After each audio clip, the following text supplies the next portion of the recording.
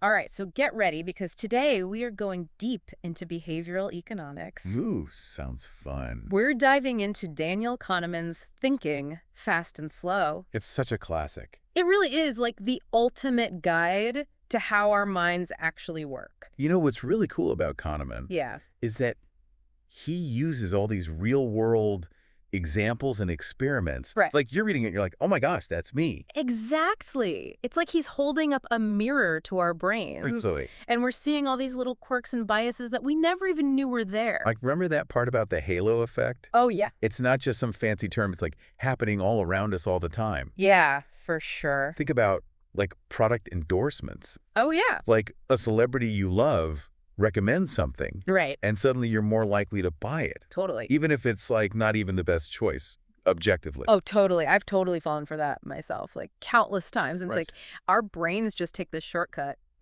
They do. Like, well, if so-and-so uses it, it must be good.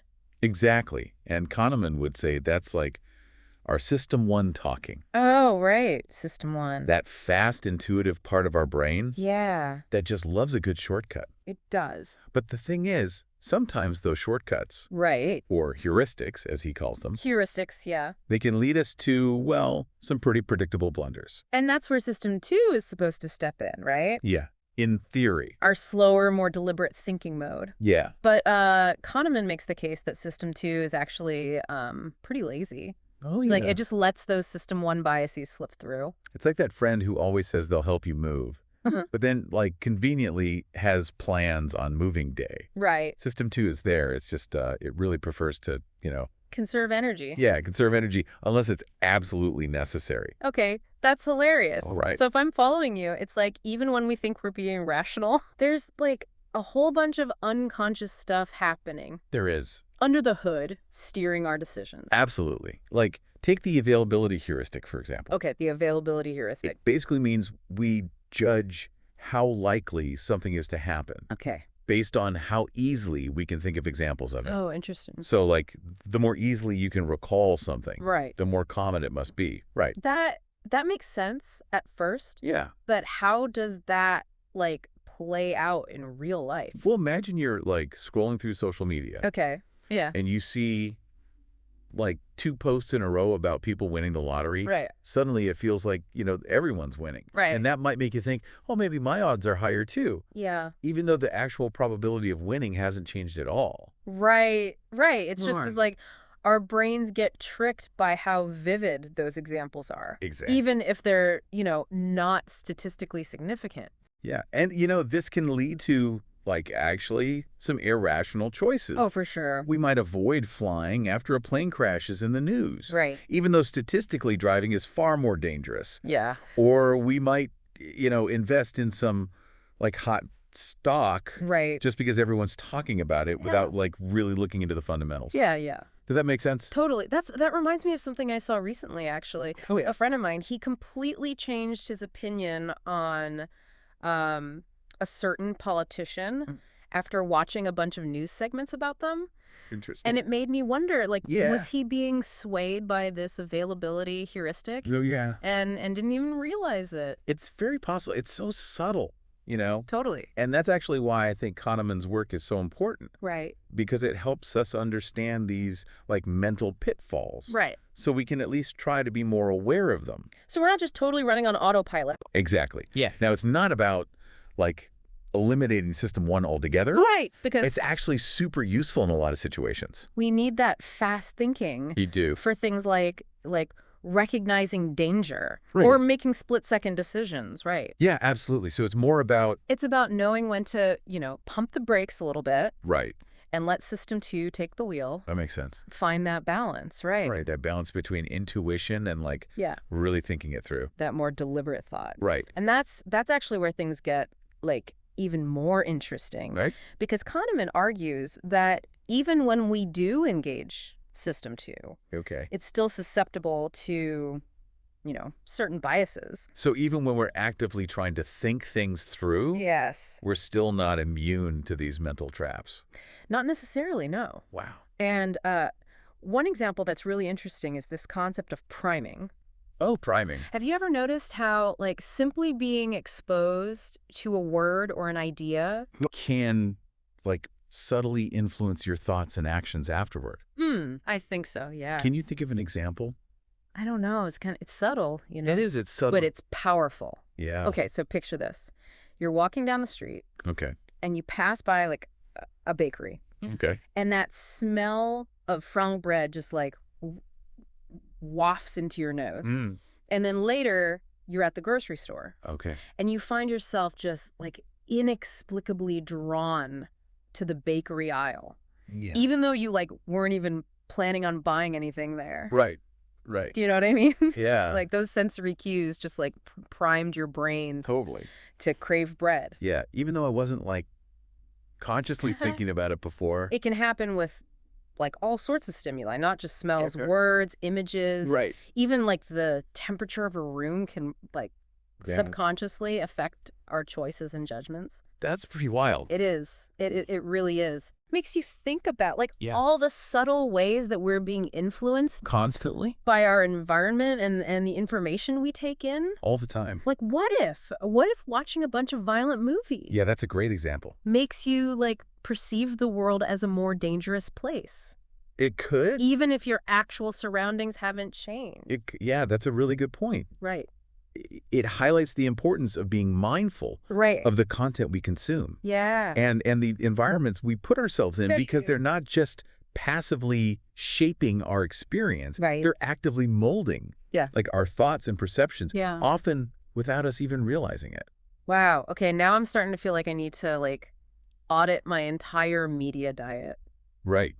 It makes you think. Yeah, and maybe reevaluate my apartment decor. It does. But seriously, this is making me rethink everything It is. It is. It's a whole different way of looking at things. about how I process information. It's powerful stuff. Yeah, it really is. And that's the beauty of Kahneman's work. Yeah. It makes you see the world and yourself through this completely different lens. Yeah. And we're just like scratching the surface here. I know, right? There's so much more to unpack. There is. I'm already feeling like I need to go back and like reread some sections I get it. just to really like wrap my head around all the nuances. It's dense, but it's so worth it. It's, You know? But don't worry, we're in this together. yeah, yeah. We'll navigate this fascinating Yeah, world of yeah. cognitive biases and mental shortcuts. Right. One step at a time. Well, I am definitely hooked. Good. And to our listener, I hope you are too. Me too. Buckle up because this deep dive is about to get even more interesting. It is. Okay, so we've been talking about how our brains love to look for patterns and take shortcuts. Always looking for that easy route. But what happens when those shortcuts lead us to make, kind of irrational decisions? Yeah. Even when, like, the stakes are high? Well, that's where Kahneman's work on loss aversion comes in. Loss aversion, okay. Like, that feeling of, like, losing $100 yeah. feels way worse than winning $100 feels good, Yes. even though it's the same amount of money. Yeah, totally. Yeah, it's like that sting of losing something just like sticks with you so much longer It does. than the joy of gaining something. It lingers. It really does. But how does that, like, actually affect our decision making? Right. Like, how does that actually Yeah, like in a practical sense. play out in the real world? Well, there's this classic experiment Okay. called the coffee mug experiment. Okay, the coffee mug experiment. So they took a bunch of participants, Okay. divided them into two groups, sellers and buyers. Okay. The sellers were given a coffee mug to hold on to, Okay. and then the buyers had the chance to buy it. Okay. Pretty straightforward, right? Yeah, seems pretty simple. Like, you'd think the prices would kind of even out, Yeah. right? Like if someone values the mug at $10, Right. a buyer who also values it at $10 should be happy to buy it. Exactly. Right. You would think so. Basic economics. Basic economics. But that is not what happened. Okay, what happened? The sellers consistently demanded way more money, Really? like almost twice as much as the buyers were willing to pay. Wow, why is that? Just the act of possessing the mug, you know, Yeah. like having that sense of ownership, Yeah. it made them value it more. So just holding it for a little bit Yeah, crazy, right? made them think it was worth more. Yeah, You think a mug is a mug, you know? you would think so. It's like a perfect example of how It really is, It can like gets totally missed. distort our Right. perception of value. Right. The sellers were so focused on like not losing the mug Right. that it totally overshadowed the potential of getting the money. I see. I see. Does that make sense? Yeah. Yeah. Totally. Okay, so now imagine, like, Yeah. you're selling your house. Right. It's so easy to get emotionally attached to it, right? Oh, yeah. And overestimate its value. Yeah. Because you're so focused on what you're giving up. It would be hard to be objective about it. Exactly. Yeah. Exactly. And think about, like, negotiations. Okay. Like when you're, I don't know, trying to get a raise at work or something. Yeah. Right. People are so hesitant to make concessions Why is that? because they feel the pain of those concessions Yeah. more intensely than, like, the pleasure of what they might get. Oh, wow. Yeah. Right. Yeah. It's like So we're basically wired to avoid losses.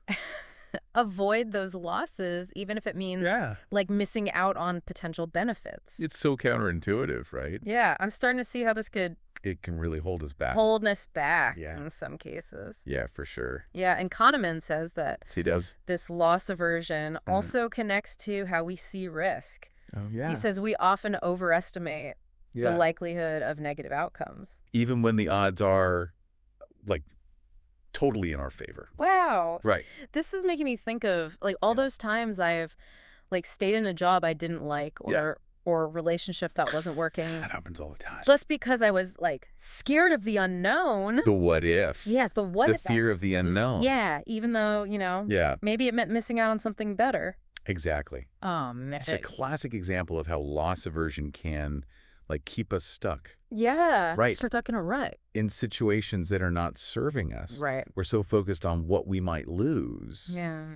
that we fail to consider the Right. potential gains of, shaking things up. Of making a change. Exactly. Exactly. This is It's heavy stuff, I know. yeah, this is heavy stuff. But it's so insightful. It really is, yeah. And if we can Yeah. like just recognize this in ourselves, Yeah. maybe we can start to. Like the first step Yeah. to making better decisions. To being more rational. Yeah, even when it feels scary. Even when it's scary. Absolutely. I like that. Yeah, awareness is key. Awareness is key. And the great thing about Kahneman Yeah. is he doesn't just, like, tell us about the problems. Right. He actually gives us Some tools. some tools. Yeah. So what are some of those tools? Well, one technique is to reframe the situation. Okay, reframe it. So instead of like focusing on the potential loss, Right. focus on the potential gain. Oh, okay. So for example, imagine you're like thinking about a career change. Okay. Instead of dwelling on like the salary you might be giving up. Right. Think about the new opportunities, the Yeah. new experiences you might gain. Okay, so it's like shifting your perspective Yeah, from exactly. fear to possibility. It is. It is. It's powerful stuff. But that's easier said than done. Oh, that takes practice for sure. Like, our brains are wired for that loss aversion. Yeah. So what else can we do? Another thing is to try to, like, detach yourself emotionally Okay. from the situation. Yeah. And try to look at it more objectively. Right. Like, imagine you're advising a friend on the same decision. Okay. Yeah. What would you tell them? That's a really good point, actually. It helps, right? To get out of It's like taking yourself out of the equation. Yeah. Yeah, looking at it like Yeah, from a more neutral perspective. And sometimes, honestly, just being aware of the bias Okay. is enough to lessen its impact. Really. Yeah. Just knowing it's there. When you find yourself, like, fixating on that potential loss, Yeah. take a step back Okay. and just remind yourself Yeah. that your brain might be, playing tricks on you. That's good advice. Yeah. This actually reminds me of another thing Kahneman talks about, Okay. framing effects. Framing effects. Oh, yeah. He argues that the way a choice is presented Yeah. can, like, totally change our decisions, Right. even if the underlying information is the same. Really? Yeah, for instance, imagine a medical treatment Okay. described as having a 90% survival rate Okay. versus one described as having a 10% mortality rate. Right. Logically, they mean the same thing, Yeah. right? Well, But emotionally, they feel very different. they do. Yeah. They feel very different. We're way more likely to choose the option Yeah. that's framed positively. In terms of survival. Exactly. Wow. Exactly. Oh, wow. Even though statistically, it's the exact same. It's the same thing. It's just wording. Wow. That's incredible. It's like a mental loophole. Yeah. Right. The way the information is presented, like, completely changes how I see it. It really can. And, this has implications for, like, so many things. For everything. Not just personal decisions, but, like, marketing politics, No. even how we present data and statistics. Yeah, this is making me paranoid a little bit. Right. It's like, Everyone is trying to manipulate me. well, it's not always, like, malicious. Right. Sometimes it's just about Right. presenting information Right. in a way that's, easier to understand. Easier to digest. Yeah. Yeah, or that resonates with Yeah. people's natural biases. Yeah. But it's definitely something to be aware of, Yeah. especially when you're making, Big decision. important decisions. Right. What I'm hearing you say is Yeah. we need to be Course. questioning the framing Yeah. and looking for those potential biases. Yeah, all the time. Yeah, it's a good mindset to have. It is. It is. Yeah. It's It's not about being yeah. like cynical or Yeah. distrusting everything. Right. It's about having a healthy yeah. skepticism The healthy skepticism. Yeah. and being more conscious Yeah. of the things that might be, yeah. affecting how we see things. Right. Right. Did that make sense? It does. It totally does. Yeah. So now I'm kind of curious Yeah. to hear your thoughts on Yeah. Kahneman's idea Okay. to the remembering self versus the experiencing self. Oh yeah, the remembering self versus the experiencing self. Have you thought about that at all? Yeah, I've thought about it a little bit. It's a really interesting idea. Yeah, what does he mean by that? So basically he's saying there are like Okay. two versions of ourselves. Okay. There's the experiencing self, Yeah. which is the you that's like living in the moment, Okay. feeling all the sensations, emotions, Yeah. of whatever you're experiencing. Yeah. And then there's the remembering self, Okay. which is the you that looks back on those experiences Okay. and forms judgments about them. So it's like Yeah. the remembering self is the storyteller of our lives. I love that, the storyteller. Yeah, it's Right. shaping the narrative of Right. like who we are Oh. and what we've been through. Yeah. Exactly. And what Kahneman's saying is Yeah. that remembering self Yeah. has a huge influence on our decisions, Even though even though it's kind of it can be biased. yeah, it can be It but can be unreliable. right. Right. And that's really interesting to think about. It is. Yeah. Can Can you give me an example of that? I'm a little confused. Okay. So imagine two vocations. Okay. One was like packed with like adventurous activities, exciting moments. Yeah. But it had a few like stressful travel days Okay. and a really like disappointing hotel at the end. Okay. The other vacation Yeah. was more like relaxed, Okay. enjoyable throughout. Okay. Consistent. Yeah, consistent, Yeah. but nothing like super spectacular. Okay. Yeah. Which one do you think you'd remember Yeah. more fondly? Probably the one with the big moments. Highs and lows. Yeah. Even though it had, Some downsides. It's Yeah. like those peaks kind of overshadow they do. the Or more mundane parts. yeah, the mundane parts. And that's exactly what Kahneman found. Really? He calls it the peak end rule. The peak end rule. Okay. We tend to judge experiences Yeah. based on like the most intense point Yeah. and how they end, Oh wow. often ignoring like how long they lasted. Right. The duration. Yeah, or like all the little moments in between. That's fascinating. It's kind of freaky, right? It is a little bit. Yeah. Like our memories are like, Editing. yeah, they're editing our experiences. Yeah. Creating like a highlight reel. That's That's right. not really the full picture. Exactly.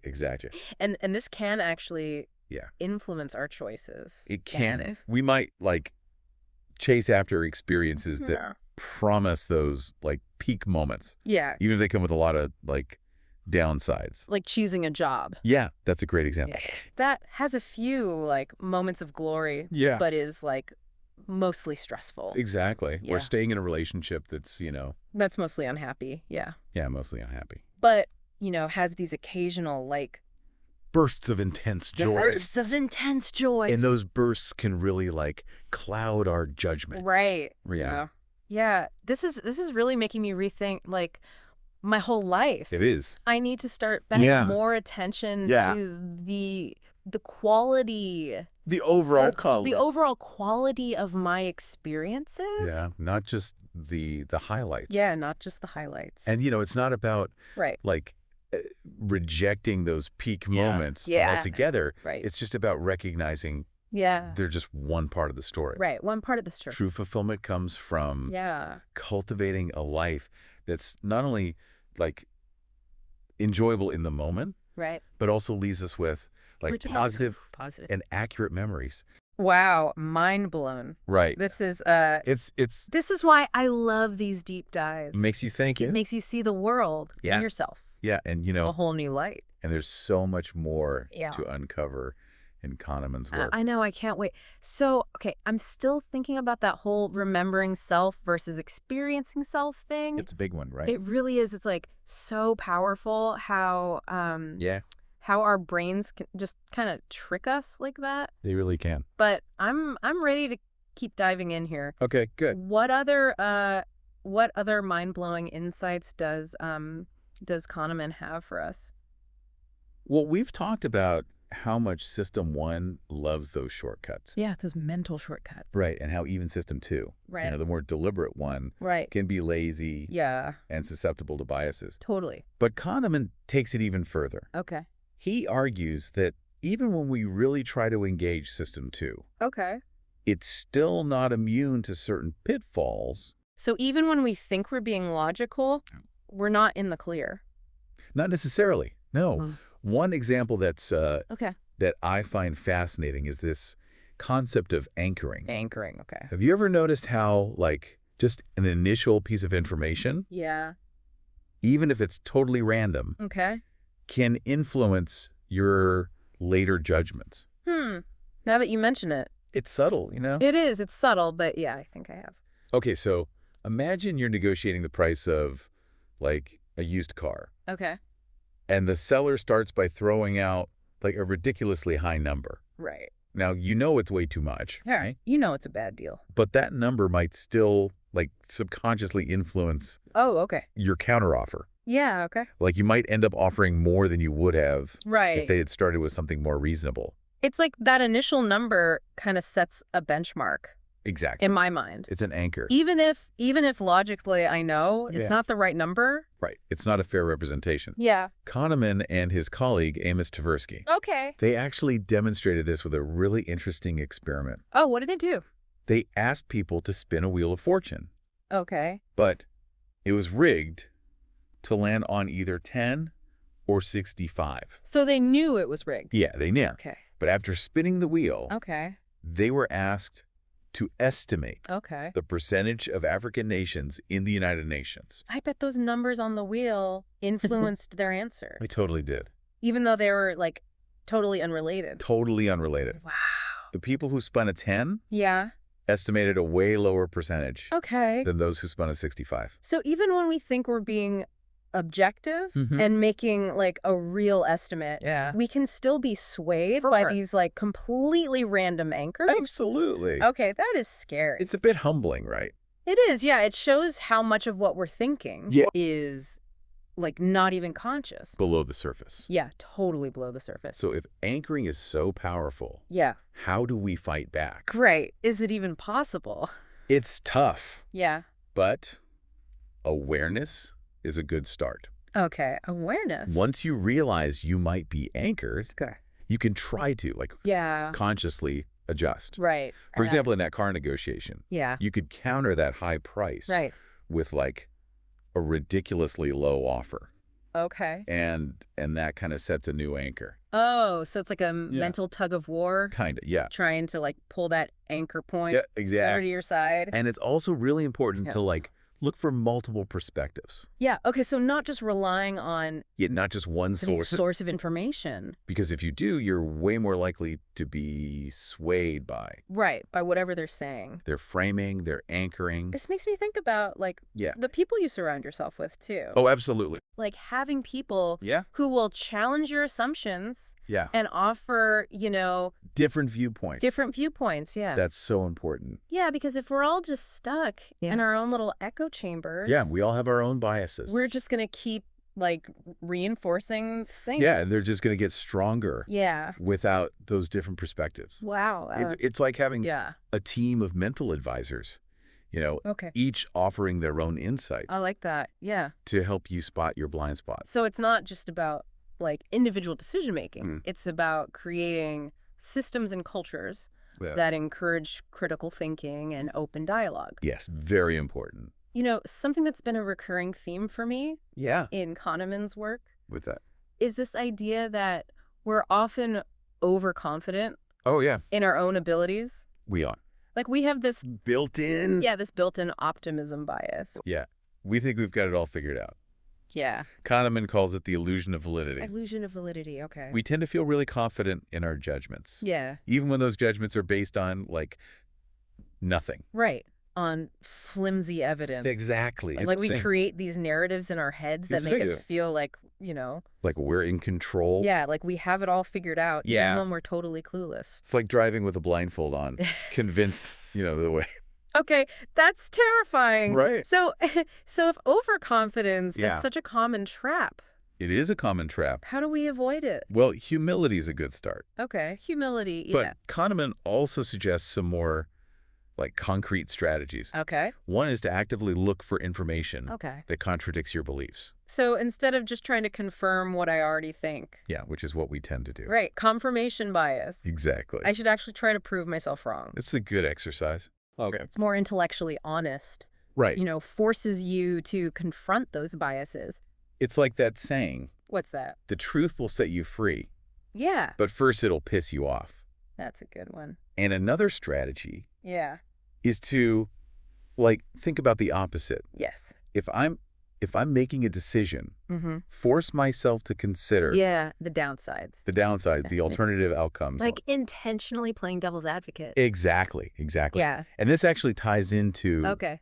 another concept Kahneman talks about, Okay. the planning fallacy. Oh, the planning fallacy. That's the one where we think, Yeah, where we underestimate yeah, we underestimate. how long things will take. Yeah, how much time it'll take to do something. Exactly. We focus on the best case scenario, Right? and we don't account for Right, for those unexpected things. setbacks, delays. Yeah, it's like that classic. You Yeah. tell yourself, oh, I'll pack for this trip in an hour. And then 3 hours later, 3 hours later, you're still stuffing things in your suitcase. oh, that is me all the time. It's so common, though. It is, yeah. I'm the queen of that. But the good news is Okay. Kahneman offers a technique Okay.